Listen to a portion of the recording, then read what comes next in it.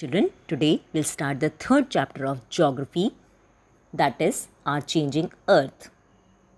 Children, the earth's crust, as we have already discussed, that thing consists of several large and some small, rigid, irregularly shaped plates which carry continents and the ocean floor. Children, the lithosphere is broken into a number of plates that are known as the lithospheric plates, and you would surprised to know that these plates move around very slowly, just a few millimeters each year. And this is because of the movement of the molten magma inside the earth. Children, the molten magma inside the earth moves in a circular manner. Children, the movement of these plates causes changes on the surface of the earth. The earth's movement are divided on the basis of the forces which cause them. Clear, children? The forces that act in the interior of the earth, they are called as the endogenic forces. And children, the forces that work on the surface of the earth are called as exogenic forces. Children, today we'll start our discussion with the endogenic forces. So, talking about the endogenic forces, these forces sometimes produce sudden movements and at the other times produce slow movements. Sudden movements like earthquakes and volcanoes cause mass destruction over the surface of the earth. Now, children, we are going to discuss about the volcano in detail. Children, what is a volcano? A volcano is a vent. Vent means an opening in the earth's crust through which the molten material erupts suddenly.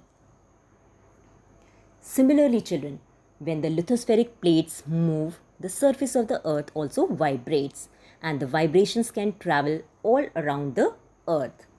These vibrations are called earthquakes.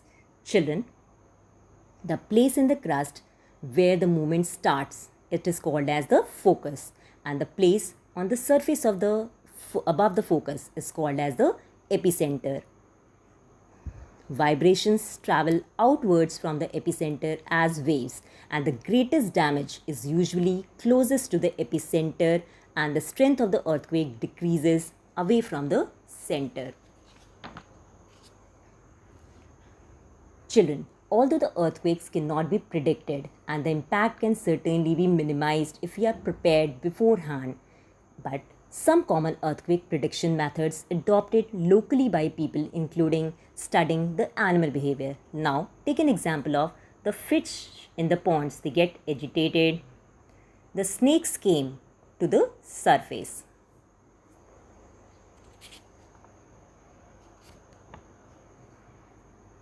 Now, children, we are going to discuss about the measurement of the earthquake. Children, the an earthquake is measured with a machine that is called as seismograph. The magnitude of the earthquakes is measured on the Richter scale. An earthquake of 2.0 or less can be felt only a little. An earthquake over 5.0 can cause damage from things falling. A 6.0 or higher magnitude is considered very strong, and 7.0 is classified as a major earthquake. Now, children, we are going to discuss about the types of earthquake waves. Children, there are three types of earthquake waves. The first waves are called as P waves or longitudinal waves. The second waves are called as S waves or the transverse waves. Now, the third type of waves are called as L waves or the surface waves. Now, children, we'll start a discussion with the topic earthquake preparedness. As in the case of earthquakes, we have discussed that thing, earthquakes are never been predicted, but we have to make ourselves prepared for it. So, in case of earthquake, where to take shelter during an earthquake? Now, these are the different earthquake zones of the world.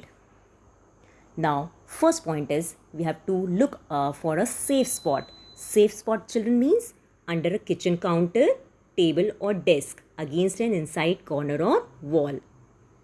Now, the second step will be always stay away from the fireplaces, areas around chimneys, windows that shelter, including mirrors and picture frames.